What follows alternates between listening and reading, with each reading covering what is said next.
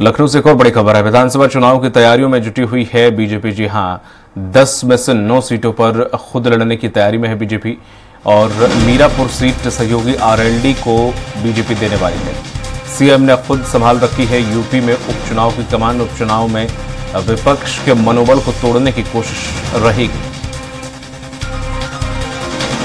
जाहिर है कि जिस तरह से लोकसभा चुनाव में करारी हार का स्वाद चखा है, इसके बाद से अब कोई भी चूक इन उपचुनाव में बीजेपी नहीं चाहती।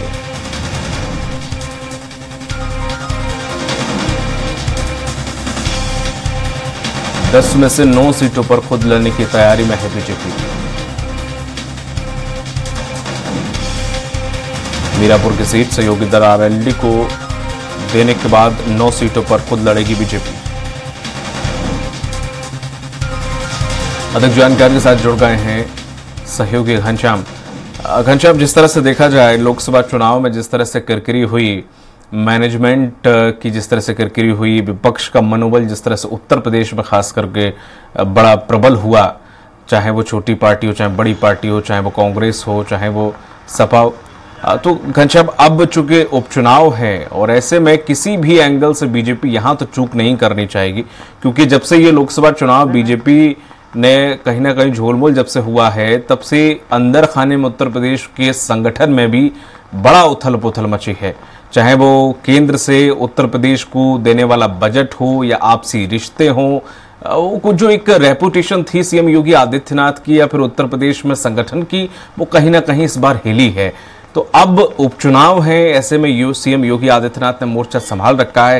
पहले तो ये कहा गया लोकसभा चुनाव में कि कहीं ना कहीं अमित शाह चूंकि प्रभारी थे तो उन्होंने अपनी मनमानी की, जब प्रत्याशी मैदान में उतारे गए कहीं ना कहीं सीएम योगी आदित्यनाथ की बात को अनदेखा किया गया, उसका ही नतीजा हमने झेला। लेकिन अब चूंकि उनके हाथ में कमान है, उपचुनाव नजदीक है और प्रदेश का ही चुनाव है, तो ऐसे में क्या कुछ तैयारी और क्या कुछ प्रत्याशियों को उतारने की कवायद? देखिए दीपक, चाहे वो समाजवादी पार्टी हो, चाहे वो सत्ताधारी दल भारतीय जनता पार्टी, वो इस उपचुनाव को अपने नाक का सवाल बना करके रखे हुए हैं। जैसा कि आपने बताया कि लोकसभा चुनाव का जो परिणाम आया वो भारतीय जनता पार्टी को सत्ते में डालने के लिए काफी था। और यहाँ तक कि जो उत्तर प्रदेश में लगातार 2-3 चुनाव में, चाहे पिछले 2 चुनाव में लोकसभा चुनाव को देख लीजिए, 14 और 19, या फिर 17 और 22 का विधानसभा चुनाव देख लिया जाए, एक छत्र राज रहा भारतीय जनता पार्टी का। और वो अब चाहे केंद्र की चुनाव हो चाहे राज्य की चुनाव हो, दोनों चुनाव में एक छत्र राज के काकस को समाजवादी पार्टी ने इस बार लोकसभा चुनाव में तोड़ दिया। वो 2 तरीके से तोड़ा। एक तो केंद्र सरकार के लिए चुनाव था, यानी नरेंद्र मोदी के जो विजन था, उस विजन के जरिए जो जीतने की एक ख्वाहिश थी भारतीय जनता पार्टी को, सबसे पहले उसके उन मंसूबों को तोड़ा। उसके बाद योगी आदित्यनाथ का जो जिक्र किया गया उत्तर प्रदेश में, उत्तर प्रदेश प्लस योगी उपयोगी करके प्रधानमंत्री नरेंद्र मोदी ने उत्तर प्रदेश में प्रचार प्रसार किया। यानी वो लगातार इस बाबत जताते रहे कि जो केंद्र सरकार है वो जो कर रही है वो बेहतर कर ही रही है। उत्तर प्रदेश में योगी सरकार भी उत्तर प्रदेश वासियों के लिए उपयोगी है।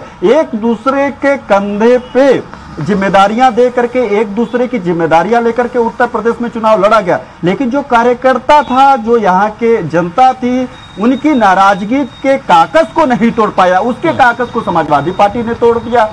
चाहे वो पीडीए के नारा लेकर के, जाति जनगणना के नारा को लेकर के हो, संविधान बचाने को नारा के लेकर के हो, महिलाओं को 8500 रुपए कांग्रेस का जो नारा हो, चाहे जो भी हो, उन्होंने उस मिथक को, उस काकस को तोड़ दिया जो पिछले 1 दशक से भारतीय जनता पार्टी करते हुए आ रही है। अब जाहिर बात है कि अब 10 सीटें उपचुनाव के लिए खाली हो गए हैं। 9 सीटों पे जो विधायक थे वो सांसद बन चुके हैं। उसमें से 4 सीटें समाजवादी पार्टी की है, 5 सीटें भारतीय जनता पार्टी की है। एक सीट और जो कानपुर का सीट है, जहां से समाजवादी पार्टी के एक विधायक हैं इरफान सोलंकी, माफ करिएगा, वो उनको सजा सुना दी गई है 7-8 साल की, इसलिए वो सीट खाली हो गई है, वो अयोग्य घोषित हो गए। अब समाजवादी पार्टी भी पीडीए का नारा दे करके उसे पूरी तरीके से संजीदा करती है, लोगों के बीच में जाने की बात कर रही है।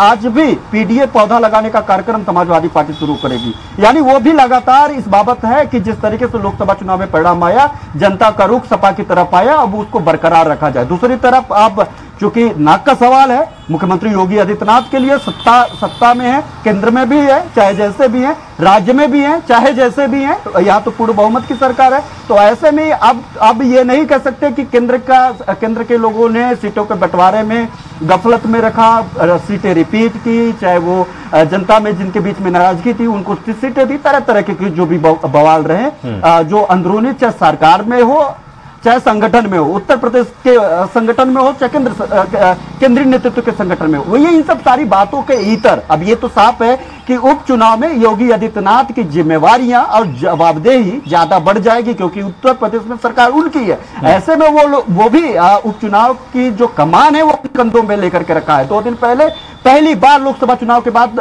2 दिवसीय अयोध्या के दौरे पे थे। वहां पे मिल्कीपुर सीट है जहां से अवधेश प्रसाद वहां से विधायक थे और वहीं से विधायक के बाद लोकसभा सीट में अयोध्या से सांसद बने हैं। उस सीट को लेकर के उन्होंने तैयारियों का जायजा लिया, बातचीत किया और वहां पे लोगों को दिशा निर्देश दिया। आज अगर देखा जाए कल फिर से वो जा रहे हैं अयोध्या के दौरे पे और वहां पे फिर से उस सीट को लेकर के वहां पे मंथन करेंगे। यानी जाहिर बात है कि जो ये उपचुनाव है और जिन सीटों को लेकर के भारतीय जनता पार्टी की सत्ता और संगठन की किरकिरी हुई है, उस किरकिरी को खत्म करने की कोशिश करेंगे। जो समाजवादी पार्टी लगातार हावी हो रही है, जिन मुद्दों को लेकर के, जिन बातों को लेकर के हावी हो रही है, उन मुद्दों को थोड़ा कमतर करने की कोशिश करेंगे ताकि आगामी जो विधानसभा चुनाव हो उत्तर प्रदेश में, जिसका उपचुनाव माना जा रहा है, ये 10 जो सीटें होंगी, कि आखिर क्या बरकरार है समाजवादी पार्टी का वो हवा, जिस हवा से वो 33 सीटें जीती, माफ करिएगा 37 सीटें जीती है और 33 सीटों पे ला करके भारतीय जनता पार्टी को खड़ा करती है, या फिर कुछ ऐसा एक माहौल था। क्योंकि भारतीय जनता पार्टी अब लगातार कर रही है कि जनता को गुमराह किया गया संविधान के नाम पे, जाति जनगणना के नाम पे, आरक्षण के नाम पे, तो वो अब गुमराह अगर किए थे तो ठीक है, परिणाम आया। लेकिन अब जब दूसरी बार चुनाव होगा उपचुनाव में को लेकर के, क्या वास्तव में वो गुमराह हुए थे? तो क्या भारतीय जनता पार्टी उस गुमराह को, मिथक को तोड़ पाएगी? ये भी एक बड़ा जो है सवाल भारतीय जनता पार्टी के लिए है। दूसरी तीसरी बात ये, इसमें अब दोनों पक्ष है, चाहे वो समाजवादी पार्टी की तरफ से कांग्रेस पार्टी भी सीटें मांगना शुरू करती है कि मुझे सीटें चाहिए, मैं भी उपचुनाव भी लड़ना चाहता हूं आपके साथ। अब दूसरी तरफ भारतीय जनता पार्टी में भी यही फिर कसमकस शुरू हो गया है, क्योंकि 2 सीटें जो हैं वो निषाद पार्टी के खाते में थी, जो सीटें अभी खाली हुई है वो दोनों लोग सांसद चुने जा चुके हैं। और एक सीट जो है चंदन आरएलडी के चंदन है, वो चंदन कुमार की जो सीट है वो चंदन कुमार भी सांसद बन चुके हैं, वो खाली है। उस सीटों पे तो भारतीय जनता पार्टी वो सीट दे रही है, लेकिन वो एक खैर की सीट और चाह रहे हैं।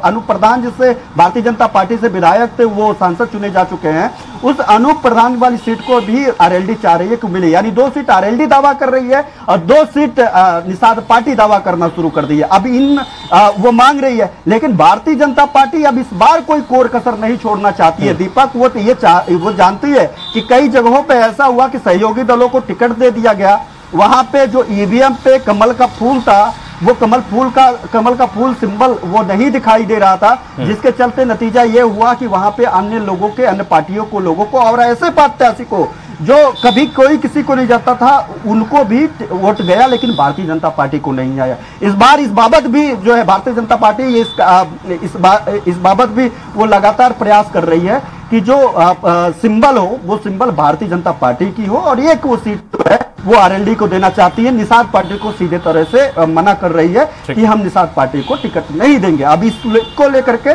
जो सहयोगी दल है वो दिल्ली से, लखनऊ से लेकर के दिल्ली तक उस सहयोगी दलों के जो राष्ट्रीय अध्यक्ष हैं वो लोग यात्राएं कर रहे हैं, वहां पे मनाने मनोबल की भी कोशिश चल रही है। मुख्यमंत्री योगी आदित्यनाथ सख्त हैं, वो लगातार इस बाबत उपचुनाव की चीजों को लेकर के बैठकें कर रहे हैं और 2-2 लोगों को, चाहे वो सरकार संगठन से जुड़े हुए मंत्री के लोगों को प्रभार भी दे दिया गया है 200 सीटों पे, और उनको जिम्मेदारियां हैं कि किसी भी तरीके से ये सीट जो हाथ से गई है वो फिर से वापस आनी चाहिए, और भारतीय जनता पार्टी की जो किरकिरी हुई है लोकसभा चुनाव में उसको खत्म किया जाना चाहिए, ताकि एक मैसेज कन्वे किया जा सके कि समाजवादी पार्टी ने मिथ्या गढ़ करके लोकसभा चुनाव जीती है, ना कि वो मुद्दों पे जीती है। जी दीपक, तमाम जानकारी साझा करने के लिए आपका बहुत बहुत शुक्रिया घनश्याम।